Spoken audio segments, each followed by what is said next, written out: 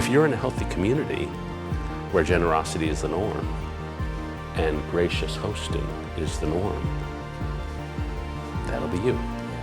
And so I think a lot of moral formation is being enmeshed in beautiful communities with norms.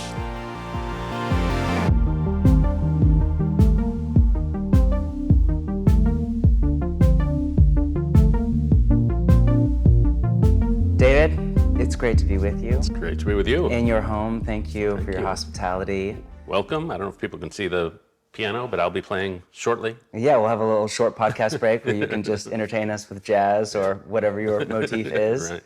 I've been reading your column every week for many years, and so it's really a gift and an honor to sit with you, and really appreciate your time. Thank you. Pleasure to meet you, John Mark. Pleasure to meet you. I quote you in my book from a column that you wrote sometime in the chaos of 2020, last summer. And you said, over the last half century, we've turned politics from a practical way to solve common problems into a cultural arena to display resentments. And another column, somewhere around the same time, you basically made the point that politics has become less about legislation and more about, I think you used the language of performing your zeal. And that feels like a fair critique that kind of cuts across partisan lines, in my opinion.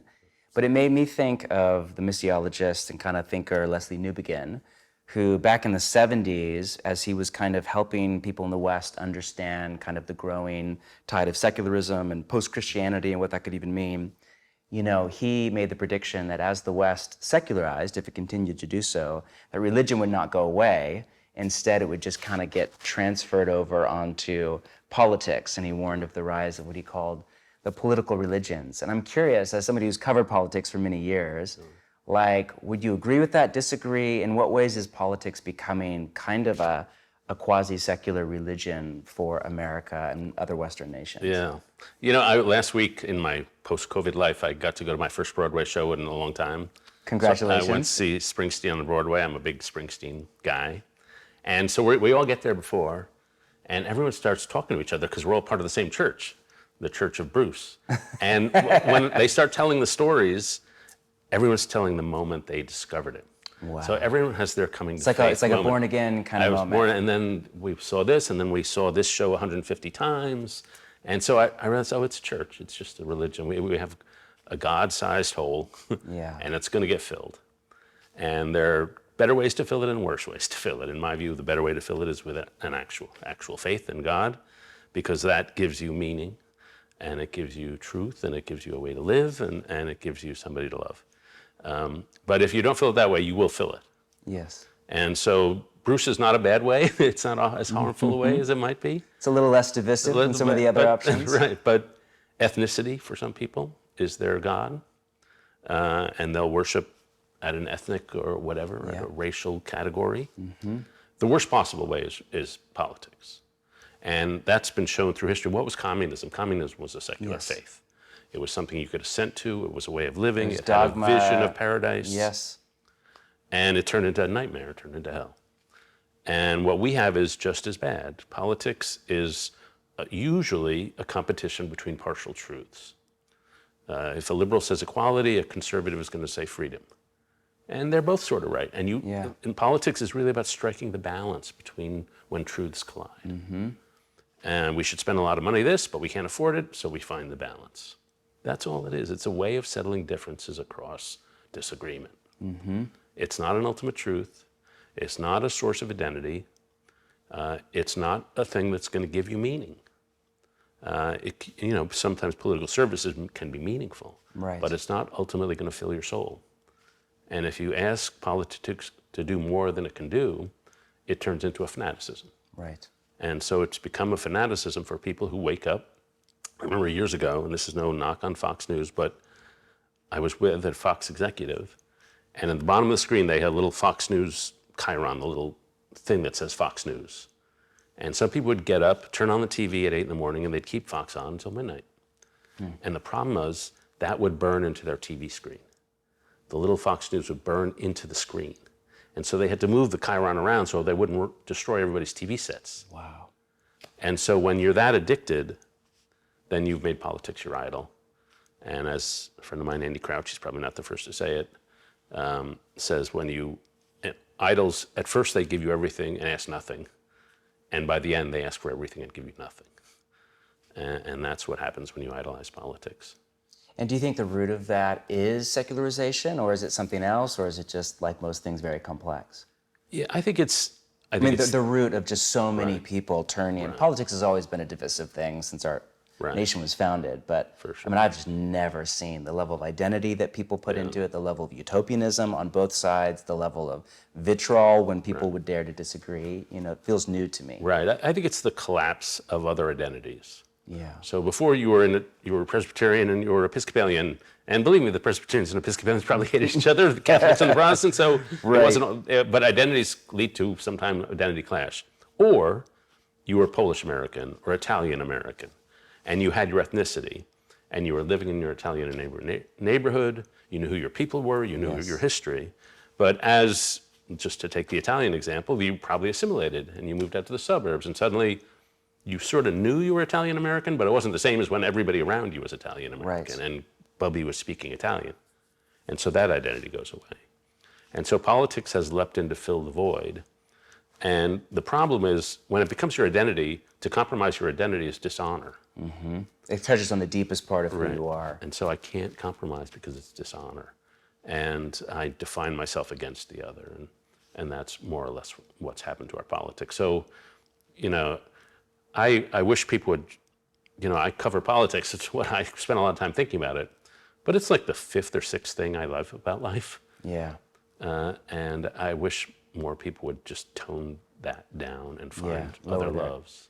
Now, you came to faith later in life, this beautiful story that you've spoken about, written about, of many decades as a kind of atheistic Jew coming to a beautiful expression of faith in a mature adulthood. Has that changed your perspective at all on politics, on the role of politics, on maybe its boundaries and its limitations? You know, obviously there's a lot of talk about its potential to make our world a better place and our society more just, but there's not a lot of talk about its boundaries and its limitations. Yeah. Has that altered your perspective at all, or no? Yeah, weirdly, coming to faith, I think, has altered a few things. Probably my views on life issues. One, I always thought people had a soul, but when you really think a person is a soulmate in the image of God, it changes a few things. But it's had surprisingly little effect for this reason.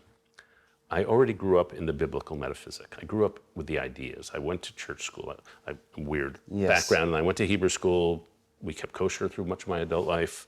But I also went to Episcopal church school because it was New York City. I was, you know, the choir, which I was in, was like 30% Jewish. And so we would sing the hymns, and to square it with our religion, we wouldn't sing the word Jesus. So the volume would go down, and then it would come evangelical tradition, Jesus would be 10 times louder. But in New York, it just all of a sudden just whispers. Opposite of red letter. We were red letter Jews. But so I grew up with the stories. And in the Jewish story, it's welcome the stranger, it's Exodus. But I was familiar with the Jesus story, and I was familiar with Beatitudes. And so those ideas were already in my head. They were wisdom literature that over the course of my adulthood became truth. A series of stories that were powerful, but that came alive. And so Exodus is not only a book about wisdom, how you form a people, but then it becomes something, it becomes a covenant. Yeah. And so my political views changed relatively little because the stories were already there. Yeah. What I worry about is the people who aren't raised with those stories, who don't have it in their head, the last shall be first. I mean, the welcome the stranger, the poor, closer to God. I think you can get that, and the power of those stories was striking to me when people would go see that Fred Rogers movie. Yeah. And so some of it is so counterintuitive. Like there's a little boy in that movie, you might remember, in a wheelchair. And Fred Rogers asks the little boy, to pray for him. And a journalist is following him around, a very great journalist named Tony Judd, and says, oh, that was very clever. You asked the boy to pray for you when probably most people are praying for him. And Fred Rogers said, no, the way he's lived, he's closer to God than I am. I need his help. And that, it can be startlingly counterintuitive. But when you see the movie, you don't have to be Christian or not. You just feel the power of that inversion of what seems normal. Yeah. And if you grew up in a culture where faith is at least around, Yes. I think you sort of absorb some of that. Something of that is there. Yeah. Yeah, when the Fred Rogers, there was that Cascade, I think it was the documentary that came out first, Right. which was really interesting because it played in like all the kind of indie theaters in Portland. It was like all this buzz, these very secular kind of millennial people were super into this. What the combination of nostalgia with, the father figure thing. And then there was the movie and the book and all that. And I didn't realize, like I grew up like with Fred Rogers there, but I didn't realize like he was a Presbyterian pastor and had permission from his denomination for that show to be his ministry. And that whole thing was based very much around his, not just Christian worldview, but around his like pastoral call, you know? Yeah. There was a whole worldview that informed that posture he had toward the world. Right. I think about that. In part, after he died, we had his widow over to our house for an unveiling of a portrait of him. And she was quite unlike what I expected. She was super spicy and super. That actually doesn't surprise me at all with how calm he, Yes. But, and this is something I think about speaking to secular audiences. Yes. So I'm a secular writer. But a lot of what I do is translate ideas I've learned in the faith to the secular world. Right. And so how do you do that? So a word like sin. I wrote a book called The Road to Character, and I was on a TV show talking about it before it came out. And I talked about the struggle against sin. And I got an email from a publishing editor, not my editor, saying, I love the way you talked about the book, but don't use the word sin. That's such a downer. Use the word insensitive. It's like, I don't think insensitive really covers quite sin. Capture the problem. But you think, okay, how do I use the word sin where it won't set a lot of my readers into thinking of Puritan depravity or something? Mm-hmm. And what I came upon, with the help of a guy Tim Keller, was talk about disordered loves. Yeah. We all love a lot of things. Augustine. Yeah. But we put we all know some loves are higher. Yep. And if you tell me a secret and I blab at a dinner party, I put my love of popularity above my love of friendship. And that's a sin. Yeah. And that way you can talk about sin without saying depravity. Right. And so you got to think about how you do this in the secular sphere. And I tell pastors, I'm your gateway drug. I try to talk people to get them. I'm not going to convert anybody. Right. But to get the categories out there because I find them useful. Like if you're out on a date, imagine the other person as a soul. And if you treat them as a soul made in the image of God, whether you believe in God or not, you'll probably treat them right. Right. Whatever happens. And so I say, I don't care if you believe in God or not, that's not my job. But try to believe that there's some piece of you that has no size, weight, color, or shape. And it makes you of infinite value. And that slavery is wrong because it's an attempt to insult a soul. Mm-hmm. And if you think you have that thing in you, then I don't know if it'll lead to faith or not, but it'll make doing the kind of job I do worthwhile. Like if I'm out there writing a story about somebody and they're just a sack of skin, what's the point? Like, why am I writing this story? And they're just meat. Right. But if they're a soul, then the story has meaning because you're telling the story of a soul. And so I've personally found that very useful first in how to treat people, but then actually in coming to God. Like if somebody's a soul, well, where'd that come from? And in coming to faith, I had all sorts of things came to me in the wrong order. So I experienced grace before I experienced God, which does not seem to make sense, but that's just how it happened. And I did not have one moment where, like, Jesus walked across the water and here I am, come worship me. I didn't have that moment. I had no dramatic moments, really. But it was like, right about at one point where it was like you're riding in a train, we're just sitting here in the train. Suddenly you look out the window and you realize you've covered a lot of ground. You're not where you used to be. You crossed a border somewhere. And so just gradually over years, with some accelerations, but just crossed a border. And it hasn't made it, there's a great writer who I recommend everybody, named Christian Wyman, who wrote a book called My Bright Abyss, a beautiful, beautiful book. And he says in there, I wanted to tell you, if faith was supposed to provide me with serenity and peace, it ain't working for me. I assent to that. Yes. So you're at this fascinating kind of border where you for years have been articulating kind of sociology and politics at a journalistic kind of op-ed level. Now you've come to faith, and like you're doing it more and more informed by this moral, spiritual backdrop. As you kind of look at the landscape, obviously you're a 30,000-foot kind of thinker. Like you look at broad themes down through history and culture. What do you see the role of religion in general, and I shy away from the phrase Christianity, but whatever you want to call that, the Christian faith or the way of Jesus, in particular, in kind of America's culture moment right now? Like what is the impetus and the onus on us as followers of Jesus? What's our role in this kind of public sphere and our very secular and very pluralistic kind of culture? Yeah, I mean, I know there's not like a right answer to that. I'm Right. asking your, like, what's your take? You know, there's a broad kind of array of diversity of opinions in the Christian tradition down through history on this Right, very question. right. And so it's one of the ones I don't really know the answer to, and so I just wondering ask it if- of all the smart people Yeah. I know. Like, what's your take? The first thing I'd say is just be not afraid.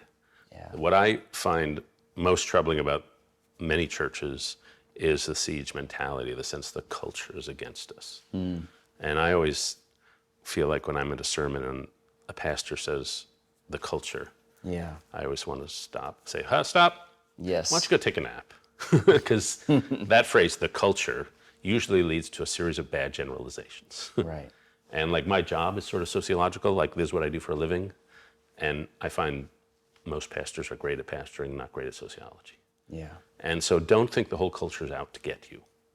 And that siege mentality is what leads to the desperation and the fight. And the anger and the tribalism. warrior. Yeah, the fear mongering. And so when I look at the church, and especially mostly being in a secular world, what I see, you have what the whole world wants. You have a spiritual vocabulary. You have an ultimate story with a happy ending. Why don't you just share that? And it's from a position of abundance. I go to college after college, and in the secular schools, the kids are working their tails off, but they don't know why, and some of that's also true at a Christian college, but at least you're thinking about the problem. Yeah. And so I would go to campuses workshopping books, and at academic places, I was teaching at Yale, and they gave me tough criticism. But at Wheaton, a Christian school in Illinois, where my wife went, they had practical advice because they were used to transcribing moral principles to actual life. Yes. And that's what the church gives you, the sense of living with intentionality. Mm-hmm. And so that's not only the faith, it's also like, how are we going to do marriage? Well, there's actually a big literature Yes. on how you do marriage. And all the meaningful questions that tend to not get asked in our society get asked, and people think, how do I do Sabbath? And so there's all that. Yeah. And there's thousands of years of hokmah, of wisdom. Yeah. You think about the book of Proverbs, Yeah. like how it's interacting with, all these different pagan sources of wisdom, and it's becoming this compendium of just kind of basic wisdom for living. And some of it is wisdom, and some of it is ritual. Like in my Jewish background, let's say you met a woman whose husband had died yesterday, and you wanted to give her some comfort. The first thing in your mind would probably not be, we're going to throw a party at your house for the next 10 nights, and you have to host it and feed us all. That would not be your natural go-to piece of advice. But the Jewish Shiva rituals, where the community gathers at the home of the bereaved, is genius. Yeah. Because it gives everybody something to do. Yeah. And a community to rally around them. And there are all sorts of deep, wise things embedded. And when you're sitting Shiva with somebody, you allow them to talk about the dead if they want or not. Or not. And so there's just all that wisdom about how to actually live that's embedded not only in what we read in the Bible, but Yes. in the practice. And how to live together. Right. Not just at an individualistic level, but at a communal level. Right. Your last few books, which have been so good, I'm thinking of Road to Character and The Second Mountain, have essentially been about, you would never call it spiritual formation, because it's, getting to a secular worldview, but moral formation, the formation of human personhood, of souls, of the growth, and which is like, that's the question that gets me out of bed in the morning. As a pastor, I'm really not interested in, organizing community stuff or nonprofit, there's important stuff, but I think what gets me up out of bed is, how does the soul make its journey back to God, and how does it expand and enlarge in its capacity for love?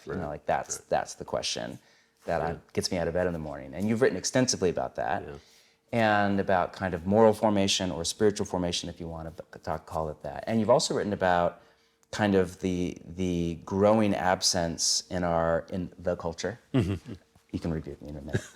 Of kind of like good streams of moral formation for an emerging generation. You know, as the saying goes, all education is formation, Right. which is true.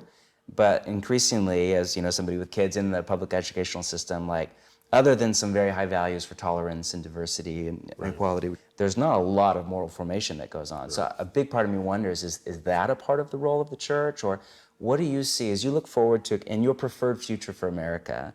What does the moral formation of people look like? What are the best mechanisms and means for that? Is it government? Is it local organizations? Is it churches? Is it families? Like, as you think about that deeply as solutions, not just problems, what do you see? Yeah, you know, I'm struck in Germany and the Netherlands and the Scandinavian countries around 1870. They said, we're teaching kids, we're not doing moral formation. And the Germans, being the Germans, they have a word for this. It's Bildung. It means moral formation. They have a word for everything. Yeah. But we should have a word for moral formation. Like Right. it's a problem. It's a sign of something Yes. that we don't even have a word for this. And so they really did it through the arts, literature, and local culture. And it worked for them.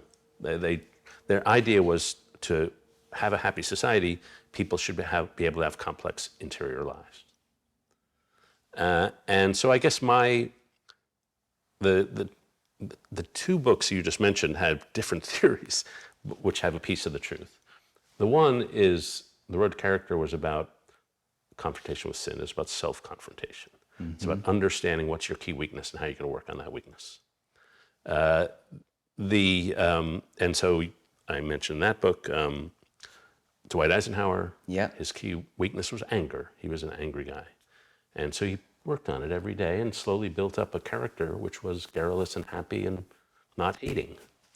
The second book, The Second Mountain, it's about desire. It's about loving the right things and elevating your desires, just mostly by admiring. Like one of the people who was important in my life, early life, this guy named Wes, we were at a camp together, and he was just a beautiful human being, and he turned into an Episcopal pastor, and I was attracted to his kind of beauty.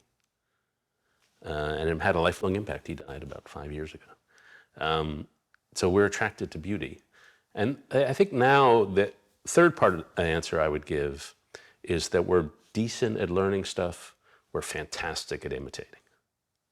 If you put us in a community with a certain sort of person or certain sort of norms, we'll emulate. Yes.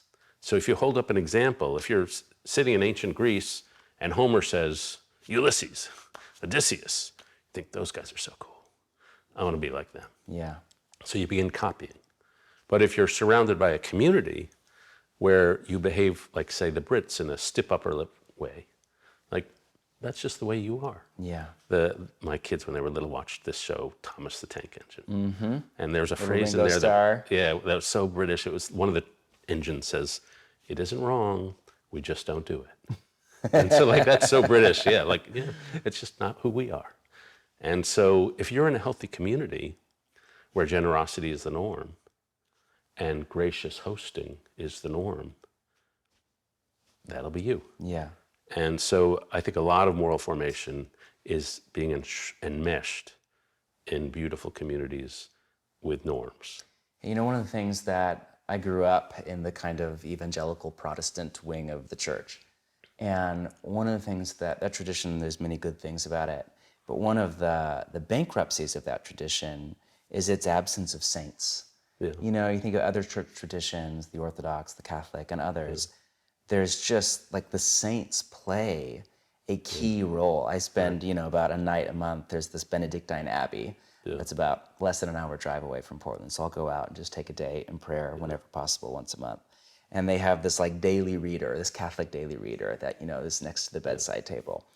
And I don't think I've ever been there and had in their, very complex Roman Catholic church calendar, it not be the feast day of some saint. And sometimes I recognize the name, and sometimes it's like some obscure person I don't know the person from Adam. But like there's such a high value. There's a Jesuit priest that I'll text with regularly, and he'll just say, "Oh, happy whatever day to you." I have no clue. It's Thursday. But for him, it's the day of a saint. And I just wonder if the shift from saints to celebrities has bankrupted our culture in some way. I was just thinking the exact same thing, because I'm I'm on TV, so I'm known somewhat. Right. And as I entered the Christian world, first I would go to church, and I would get there, and everybody would want to introduce me to everybody else. And then when you pause to shake hands with people around you, people would come up, and then I would leave, and then they'd come to me to talk. And usually I'm great with it. I'm totally great with it. But I was going to church. I was new to the faith. Yes. I wanted to have a spiritual It's an awkward experience. position for you. Yeah. And so then I started arriving at church after the services started and leaving before it ended. And that made me feel lonely. And so I thought, wow, this community is way more celebrity obsessed than any place I know. Interesting. And that remains true. And I've always wondered why is it some sense of inferiority complex or marginalization? Why the draw to celebrity? And frankly, it's fine if you're going to talk to me. I'm really genuinely happy. But it gets harmful when you turn people into Ravi Zachariah. Yeah. And the power of celebrity. And I never made the connection. Maybe they need some saints, some real people. Some real real saints to aspire to. Yeah. And I was teaching, and one of the books I teach when I can is The Long Loneliness by Dorothy Day, who is not a saint, but I hope will be one soon. Yes. And so there are 24 kids in the class, and at the last term, we read 14 books in this class. And the last essay question is, pick one of the 14 books we've read and apply it to a problem in your own life. Of the 24 kids, completely secular, mostly, 19 picked Dorothy Day's The Long Loneliness, when they could have picked Viktor Frankl's Man's Search for Meaning, any of Plato, they went for her. And they went for her, because her faith was so emotionally drenched. And I think there's a great hunger for emotional experience to understand your own emotions, especially at a place like Yale. But because of just the extraordinarily way she was committed to a way of life. Yeah. An extraordinary devotion to the poor. And so we need those exemplars. I mean, if you're going to fail, don't fail because you had an inadequate ideal. Yes. Have a high ideal. Yeah, it's interesting. The older I get, the more time I find myself reading biography and memoir, which I didn't have a large draw to when I was younger. And I think if it's well written and if it's honest, and there's a lot of biographies, a lot of Christian biographies that aren't honest. Right. But if it's honest, it does two things. It raises the horizon of possibility for me on human personhood. Yeah. Like, wow, this is what can happen to a soul over a life arc of 60, 70, 80 years. Like this is the capacity of a soul, you know, and it just raises my horizon of what is possible. Same thing happens to me when I spend time with elderly people who have been devoted not 10 years or 20 years, but 60, 70, 80 years to moral formation, spiritual formation, whatever. But it also humanizes like reality because it's literary. You know what I mean? Nobody ends in this heroic burst of kind of Thor glory or whatever. And so whoever pick your hero of choice, you know, Nalin or Willard or Day, like they all had their shadow side. They all had their demons. They all had their literary moments of ending, you know, ambiguous kind of moments of ending. But there's something about that combination that both humanizes my life, makes me feel normal and not as neurotic, but also like raises the horizon of possibility. And I just feel like we've lost, a lot of us have lost that. I mentioned I'm working on this book on the art of seeing others deeply and being deeply seen. So I read a lot of psychology books, get even psychology, but I also read a lot of memoirs. And so the psychology books are interesting. The memoirs blow you away. Yeah. Like each individual human life is way more interesting than a group of human lives. And so like I just finished a memoir, I think her name is Elaine Gornick. It's about her mother. It's called Fierce Attachments, I think. And so they lived in the Bronx in New York in the 50s. Her mom was the only one in their building who had a happy marriage. That was her identity. The husband dies of a heart attack. She tries to throw herself into the grave. At the cemetery, at the funeral, she tries to open the casket and jump in. She spends the next 40 years of her life as a widow, as a professional widow. Like, who does that? But each individual life has those moments that defy anything you could put in a category. Yeah. And so we've built universities that are really good at studying people in general, a psych department or an econ department. But how do you get to know one person? That's a very different proposition. And it's an art I'm trying to figure out. Yeah. And the complexity of each human soul that just transcends the tribal categories. Yeah. You know? And one thing I've learned, first you have to approach them the way the Bible teaches you to know. Like in the Bible, the word know is not only to Yes. study, it's to fall in love with, Relational. to have sex with, have, Yep. have covenant with. It's like a very emotional, like the distinction which we draw between reason and emotion, they did not draw. Yes. And they were right and we were wrong. Yeah. And so you have to, and then you have to accompany, let them, you approach a person the way D.H. Lawrence wrote this, the way a deer approaches, the way you would approach a deer in the forest, Yes. just gently and softly. Yeah. And you show empathy. And then finally, just ask them questions. One of the things I've learned from my research is that we think we can take somebody else's perspective. I can guess what's going on in your head. Nope, can't do that. Yeah. Like they study this now, and the average time when someone's talking with the other person, and they ask, well, what is that other person thinking? And they can do this later. We get it right about 20% of the time. Some super socially attuned Yes. people get it right 50%. A lot of people get 0. And if it's a closer person to you, you get a little more, but you're still not very good. And then the thing I learned in the research is that husbands and wives get worse at knowing what the other is thinking the longer they're married. Wow. And that's because they really were in love earlier in the relationship. And so they put in their head a model of the other person, Yep. but then they changed. Yep. And the model was still there, but the other person is somewhere else. And they have an interpretive grid now by which they. Yeah. So really the key is have conversations. It's interesting, the intersection there too between what you're talking about with relational ways of knowing and learning another human soul and moral or spiritual formation. I've been thinking a lot the last week or two about the one time that eternal life is defined in the New Testament is by Jesus himself. And it's like not how most Protestant theologians would define eternal life. There's nothing about life after death or how long that lasts. Jesus says, this is eternal life, that they may know you. Yeah. And so it's a relational knowledge Right. of God, an interactive experience of the Trinitarian community of love that we call Father, Son, and Holy Spirit. Yeah. That's what eternal life is. Yeah, And in Jesus' mind, it begins now, not at death. Interesting. Yeah, no, And we so see that- through a glass darkly, and Yes, we will exactly. see face to face. And, Jesus' whole kind of theory of spiritual formation in John 15 and about is that this relational form of relational connection is the mechanism by which human persons are formed in that metaphor into fruitful people, you know? And it's interesting in that context that the disciples don't recognize the risen Christ, that they're the dramas of non-recognition, Yes. which pervade the Bible.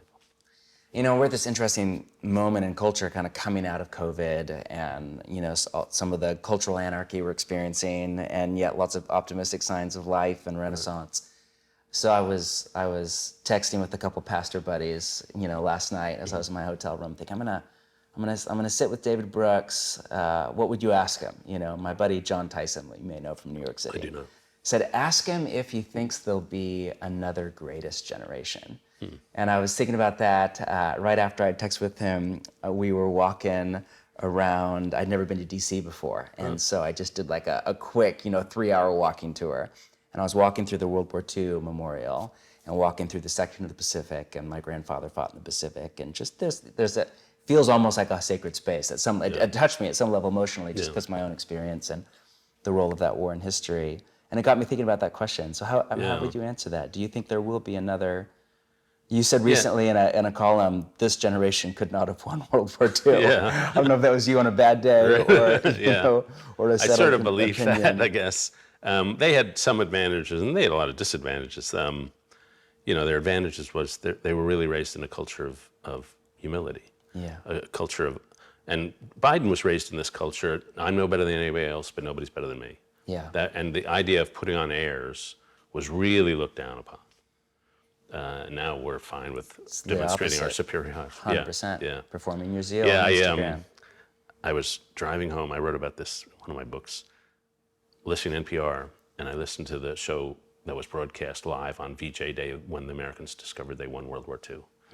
And at that moment, Bing Crosby, this movie star, gets up, says, we've just been told we've won World War II, but at a moment like this, we don't feel proud. We're just humbled. We're just glad we got through it. We're no better than anybody else. And I get in, turn on the TV, watch a football game, see a defensive player tackle a guy after a 2-yard gain. And he's like doing this victory dance. It was like, I just see a bigger self-puffing victory dance after a 2-yard gain than winning World War II. And so they had that sense. But on the other hand, I don't want to, if you were black in World War II, Yep. it was not so great. And, you look at the number of prisoners we shot. Yep. Just like, so it's not all. Dresden, all the stuff. Yeah, right. Yeah. So, and it really was raw racism during the war, both against the Germans and the Japanese. So, I have some things I think are great about the generation, if I can make generalizations generationally. One is the emotional openness. You're talking about of the current generation. Of the current generation. Yeah, it's really a gift. And they're not repressed, and they demand, when people like me are with them, emotional openness too. They just, they're going to demand it. I think the mental health, I don't quite understand what's happening with depression. But depression is really running through not only every generation in America. I wish I understood why that is. I imagine it has something to do with loneliness or social disconnection, but it's really a startling thing when you go to every college and the mental health facilities are swamped. Yeah. And the teenage suicide rates are skyrocketing. But am I hearing you say that's part of the role that you think the church and followers of Jesus can play, is in building small local communities of love, welcome, ritual, moral formation? I think a question that I'm asking right now is, in a culture that is so fractured and fragmenting, that is so polarized between right and left, and in a kind of marketplace of ideas in Western culture that is pluralistic, as followers of Jesus, we come with, I hesitate to use this language, but with exclusive claims. You know what I mean? That Jesus is Lord is our central claim. That's an exclusive claim because by de facto, that means Caesar is not, or Biden is not, or whoever is not. And that doesn't make us not good citizens. In theory, it should make us better citizens of this kingdom, of this nation. But there is a tension there between the exclusive claims we make about Jesus and living in this open, pluralistic, non-religious, secular kind of broad cultural milieu. And so I think one of my fears is, how do we stay faithful to our faith in Jesus, our discipleship to him, without just adding to the polarization and the division? You know what I mean? How do we contribute to unity without just kind of turning everything into a Unitarian kind of kumbaya-y, Early in my journalistic career, I interviewed Jeff Immelt, who was the CEO of General Electric. And he said, when I became CEO, I thought I had to play down my Americanness because we're a global company and I'm all over the world. A couple of years in, I realized they want me to be American. They want to know where I come from. They want to know what I believe. And so my particularity was part of being a good leader of a global company. Yeah. And I guess I would say to the Christian world, or the Jewish world, the Muslim world, whatever, you are your strength. Like, this is who you are. And to rest in that with self-confidence, and then to show how that plays out in the world, is the beauty. I mean, I was drawn to faith more by Christians than by God. I mean, the first steps were, wow, what a beautiful human being. Wow, St. Augustine is the most brilliant person I've ever encountered. Wow, Dorothy Day really, and Saints. So you're like, you see an image of goodness, and you see people who take their faith seriously, and it's super particular. And my Orthodox Jewish friends, believe me, it's very particular, and it doesn't make sense. Jews can't eat cheeseburgers. You can't mix the meat and the dairy. Crazy. But that particularity is the thing itself. Yeah. And so what I look to for the church is, A, an example of goodness. B, the Beatitudes were, for me, were the spiritual grandeur. They weren't just words. That could not have happened, what he said back then, without something else. Yeah. And so that was opening up the heart. And then I find the faith, because it's built around love, is for a workaholic, emotionally avoidant culture, it's refreshingly emotional. Yeah. And even to talk in the language of spiritual formation, you don't go to a 6th grade class in public school and people are using that language. It's like, we got geometry here. Yes. And so that's what the world is hungering for. And to live with intentionality around that. I was really surprised when I entered this world. Like, I would meet a friend of my wife's. He was intentional they grew up, went to Wheaton. He gets 10 of his buddies. They form a giving circle. And so every year they put money into a pot, and every year they gather somewhere to decide where the money's going to give away. And the charity is nice. But the fact that through the rest of that guy's life, he's going to have 10 friends he's going to know from college to death. There's nothing religious about that, but it's living intentionally. How do I want my life to be? Mm-hmm. And how do I want to serve? Who am I serving? That's what people are hungering for. Yeah. And even before I had no faith, I was reading a lot of Augustine or Reinhold Niebuhr or Abraham Joshua Heschel. You were interested in spiritual formation long before you were Christian. Right. You know what I mean? The question of goodness. How do we become good? And I didn't get that from some psychology text. I got it from theology, the Bible. Mm-hmm. And, I got it from C.S. Lewis before C.S. Lewis was C.S. Lewis to me. And so I think that's the core and the strength. I gave a talk when I was just a new Christian called Ramps and Walls. And I said, the church has ramps and walls. The walls you try to keep us out who want to come in. Yeah. And one of the walls is invasive care. God put it on my heart to totally invade your privacy. Another wall is the combination of intellectual inferiority complex and spiritual superiority complex. Yes, lethal. But the ramps are spiritual knowledge. Yeah. The gift of just expressing love. Yeah. And I have a guy who sends me a text every Friday. He's done this for 5 years in a row. I told him, maybe 7 years now, I told him Fridays were sad for me because when I left Judaism, I guess I left, I don't feel like I didn't leave, but I stopped having Friday night Shabbat dinner. And I miss that. Friday night Shabbat dinner is a great time. My saying is that every church service is more spiritual than every synagogue service, but every Friday night Shabbat dinner is more spiritual than every church service. Hey, I'm a Christian. We have Friday night Shabbat dinner every week. Yeah. So he knew I was sad. So he every Friday night, without fail, for 7 years, I get a text from Jerry. And that's faithful friendship. That's faithful service. In The Road to Character, I think it's in your opening chapter or preface, I think it's the most sticky part of the whole book. You have your kind of resume virtues versus what you call eulogy virtues. Resume virtues are what our culture is built around. Where do you go to school? What's your job? What things have you done? How cool are you? How many followers do you have on Instagram? Whatever. But when we come to death, what matters is eulogy virtues. And we talk about a very different constellation of, human personality traits at a funeral than we do at a cocktail party. Right. And even in our increasingly amoral culture, well, I'm not even sure that's true, but, at death, really what matters is not did you have a good life, but did you become a good person? Right. Like, I've never been to a funeral where this person just rocked it on Tinder. Yeah. This person knew how to eat, drink, and be merry. Right. This person just bought a lot of toys. Right. Like, you search for the best in that person, which normally involves some kind of self-sacrificial, generous formation into love. Right. And that seems to be at the center of what Jesus is doing on the Sermon on the Mount, the center of what he's doing through his death, finding a way to deal with what's most deeply wrong and wicked and wounded, both in the human personhood, and find a way to bring healing, salvation to it, Yeah. And it's a belief in change. Yes. And I'm a poster boy that you're never too late to change. Yes. I'm not going to do the total name drop, but I when you go on book tour, you interview certain people. And the only time you see them is when you're on book tour. And so I did an interview with this person, and then 5 years later, another book comes out, another interview. And this happened to me twice, but this one, I remember, she said, I've never seen someone who changed so much. Wow. You were so emotionally blocked before.